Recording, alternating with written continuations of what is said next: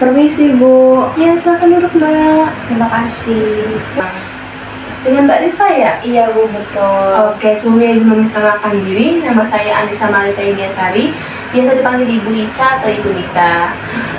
Sebelumnya saya ingin bertanya, Mbak Rifa apa kabarnya? Baik. Cuman nggak terlalu baik sih Bu. Posisinya sekarang puasa? Alhamdulillah puasa. Sekarang kegiatannya kuliah atau bekerja? Untuk saat ini saya sedang berkuliah di semester 4. Oh, kalau kuliah di mana dan prodinya apa nih? Kebetulan saya kuliah di Universitas Lampung, terus prodinya bimbingan konseling. Oh, berarti kita dengan rumpun yang sama ya? Iya. Bagaimana sebelum ini tempat duduknya nyaman? Udah Bu, udah cukup. Oke. Untuk memulai proses konseling, saya ingin memberikan informasi tentang keterbatasan waktu. Bagaimana kalau waktu konselingnya kita batasi durasi selama 30 menit. Apakah Mbak Rifa merasa cukup dengan waktu tersebut? Saya rasa udah cukup Bu. Oke. Tapi saya mau bertanya sebelumnya Bu, terkait informasi atau cerita yang udah saya sampaikan nantinya, apakah kerahasiaannya itu akan terjamin? Soalnya saya sebelumnya tuh agak rada takut untuk konseling atau untuk konsultasi gitu, karena saya mikir kalau nanti takutnya bakalan kesebar ceritanya gitu. Oke, sebelumnya saya ingin memberitahu dan menjelaskan sesuatu. Saya akan memberikan proses konseling dan akses kerahasiaan. Proses konseling itu adalah pemberian bantuan kepada klien yang dilakukan secara konseling melalui wawancara dan dilakukan oleh seorang ahli, yaitu konselor. Untuk melakukan proses konseling ini biasanya diberikan kepada individu yang sedang mengalami masalah gitu ya, dengan tujuan untuk mengatasi masalah atau menyelesaikan masalah yang dihadapi konseling tersebut. Nah, Mbak Rifa ini sepertinya dapat dikatakan sebagai konseling karena membutuhkan bantuan. Tujuannya agar Mbak Rifa ini memahami dirinya sendiri dan menjadi mandiri serta dapat merencanakan masa depan yang lebih baik lagi. Untuk akses kerahasiaannya, saya memegang akses kerahasiaan, yaitu di mana semua cerita, data, informasi yang saya terima dari konseli atau Mbak Rifa itu akan saya simpan dengan sepenuh hati untuk tidak akan pernah sampai tersebar kemanapun gitu. Jadi akses kerahasiaan itu saya pegang untuk kepercayaan klien gitu. Oke, berarti saya ini cerita itu termasuknya udah aman ya Bu. Jadi Aman. saya nggak bakalan takut kalau misalkan Aman. nanti akan ada berita atau gosip gimana. Aman kok Mbak, tenang saja. Oke, sebelumnya apakah Mbak Rifa sudah nyaman posisinya? Udah Bu, udah. Oke. Mbak Rifa bisa bercerita dengan rileks, santai, tidak terburu-buru gitu. Oke. Silakan Mbak, dimulai. Jadi gini Bu, saya itu punya masalah terkait proses belajar selama saya kuliah ini. Jadi sebetulnya saya itu di awal semester itu lumayan cukup rajin untuk mengerjakan tugas, untuk melaksanakan perkuliahan seperti itu. Saya juga kalau misalkan ada tugas atau apapun itu ya saya langsung mengerjakan gitu. Dan saya juga lumayan khawatir dengan nilai yang kecil gitu. Namun untuk akhir-akhir ini saya tuh sedang merasakan jenuh, sedang merasakan seperti kayak bosan gitu. Jadi saya lebih untuk belajar tuh seperti malas-malasan gitu Bu. Kayak kita seperlunya aja ya? Iya, jadi saya juga untuk mengerjakan tugas itu menjadi sering menunda-nunda. Bahkan di semester sebelumnya saya sempat tidak mengerjakan tugas sampai akhirnya itu berdampak sangat fatal untuk saya, dan itu membuat saya ngedown pastinya, karena saya jadi ngulang di mata kuliah tersebut. Sebenarnya saya tahu karena itu salah saya sendiri, karena saya tidak fokus dalam proses belajar ini. Namun saya juga tidak bisa memungkiri kalau saya ini tuh jadi jenuh gitu Bu. Jadi nilai-nilai saya itu di semester kemarin mungkin sampai sekarang itu bisa dikatakan menurun, dan saya juga kurang mengetahui apa penyebabnya. Seperti contohnya tuh IPK saya juga menjadi turun drastis, dan saya tuh malas untuk mengerjakan tugas yang benar-benar saya bisa menunda hal tersebut dan lebih memilih untuk bermain bersama teman-teman. Saya lebih sering nongkrong tanpa mengerjakan tugas dan memikirkan tugas tersebut gitu Bu. Dan itu membuat saya jadi merasa gimana ya Bu, saya merasa jadi Masasan. ya, terus juga saya merasa sudah mengecewakan kedua orang tua saya. Iya. Karena kan seperti yang sudah kita ketahui, setiap orang tua itu kan pengen yang terbaik untuk anaknya. Betul. Nah, saya itu sudah merasakan kalau saya sebenarnya mengecewakan kedua orang tua saya. Ditambah saya sudah di semester kemarin sudah mengulang satu matkul, dan ternyata matkul saya itu harus mengulang seperti itu Bu. Oke. Jadi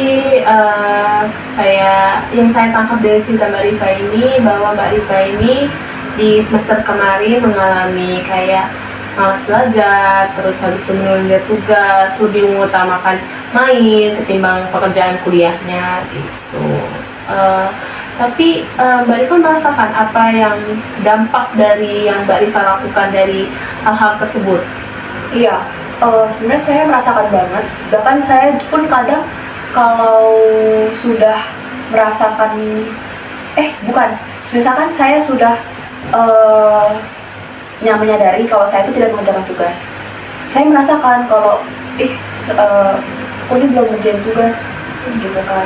Terus saya tuh lebih memilih untuk nanti saja ngerjainnya gitu.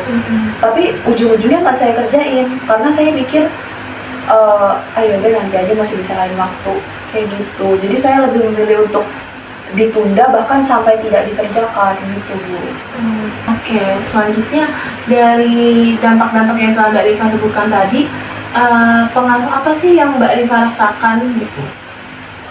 Untuk pengaruh sendiri, ini saya kurang paham ini termasuk pengaruhnya atau enggak. Tapi kalau menurut saya merasakan karena saya kan dari luar pulau gitu ya Bu. Saya di sini kan kos. Terus saya tuh terkadang masih merasakan jenuh. Saya masih merasakan kayak kangen dengan suasana rumah seperti itu Bu. Jadi saya juga jadi tidak bisa menghilangkan kebiasaan-kebiasaan buruk saya.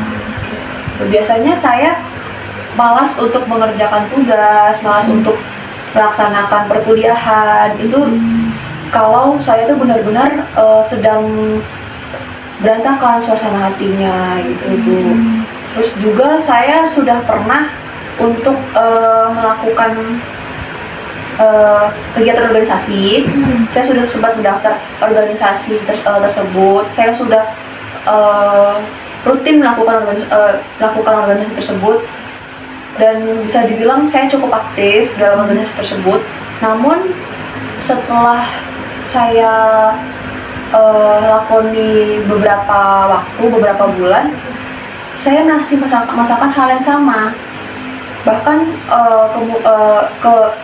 kemungkinan besar saya juga malah menjadi lebih malas lagi, dan saya juga berpikiran untuk meninggalkan organisasi tersebut. Berarti sebelum dari kegiatan yang lainnya itu ke kegiatan kuliah, Mbak Rifa juga mengambil organisasi, mengikuti organisasi gitu. Nah, Ya, terus kenapa keluar Mbak? Sebenarnya saat di awal itu saya mengikuti organisasi karena memang saya ingin belajar.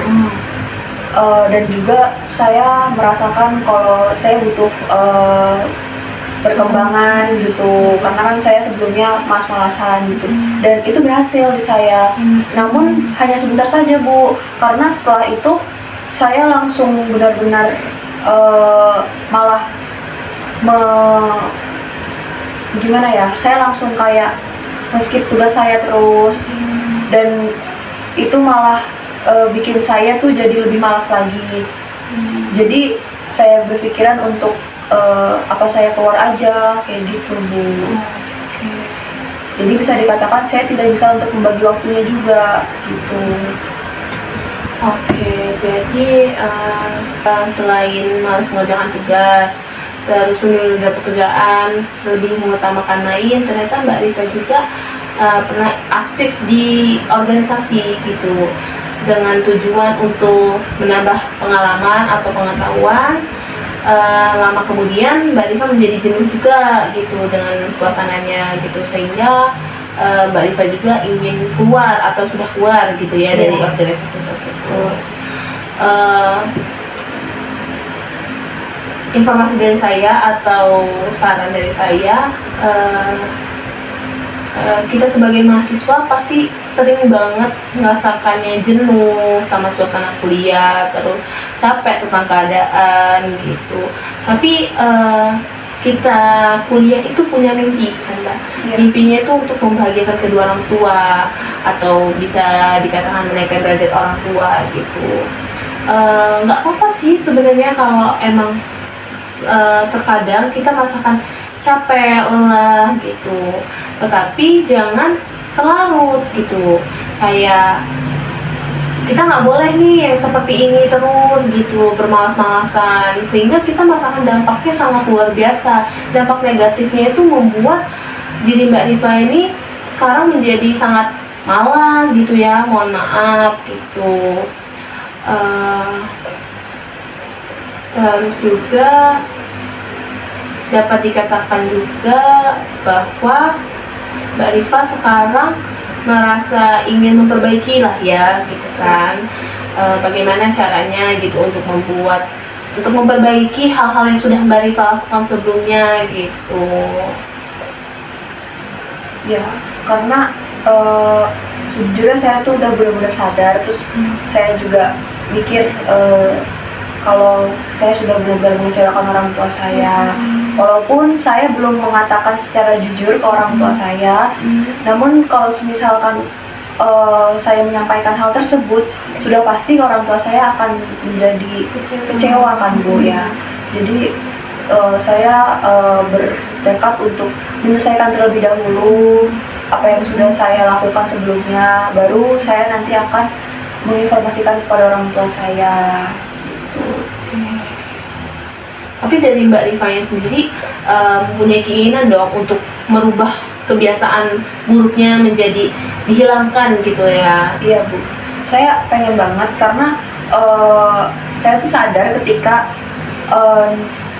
nilai saya itu sebenarnya, kalau ketika nilai saya turun, IPK saya turun, saya tuh masih merasa kayak ya udah deh, IPK turun mah udah hal yang biasa gitu.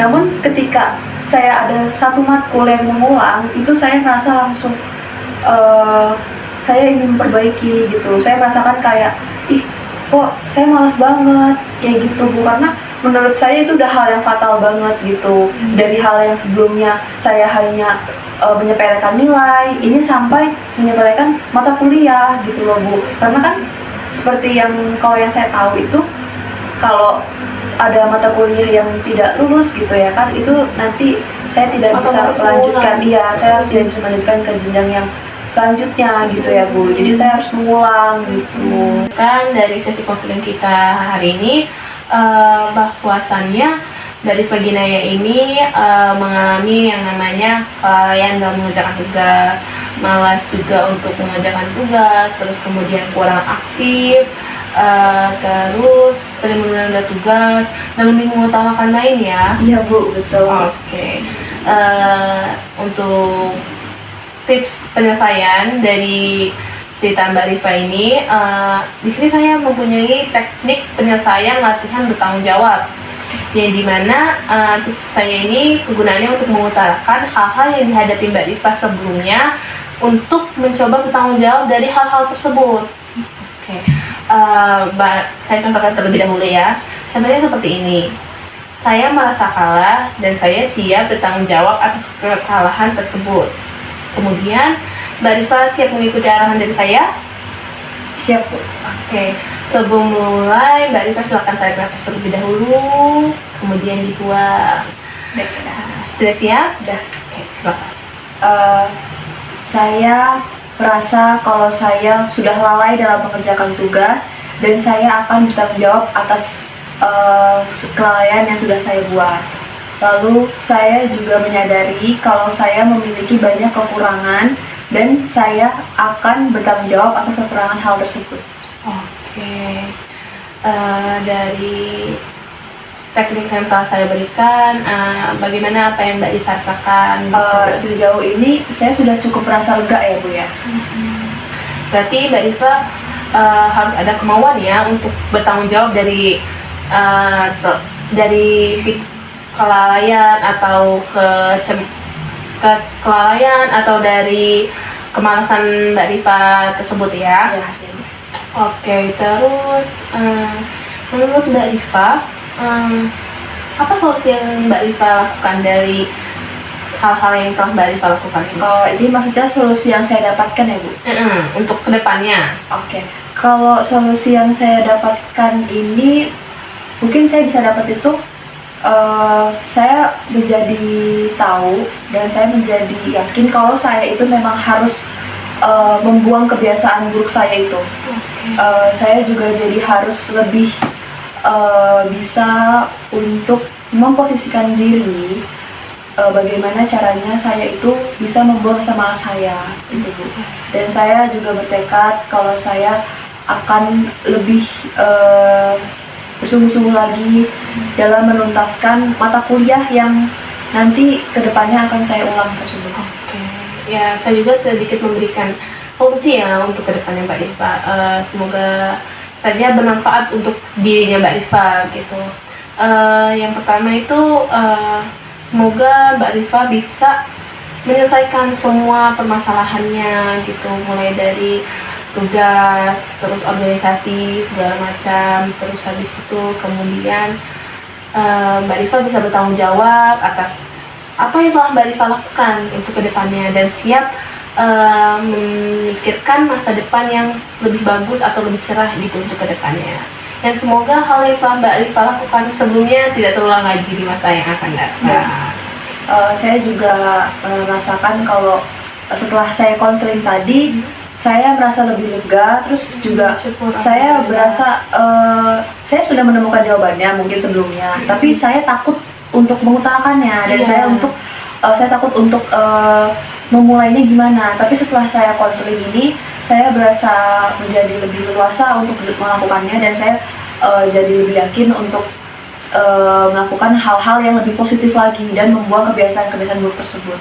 Oke, baiklah kalau seperti itu. Saya kira untuk sesi konseling kali ini Mbak Rifa dapat memahami apa yang telah saya sampaikan, tujuan serta manfaatnya yang dari konseling kita hari ini ya.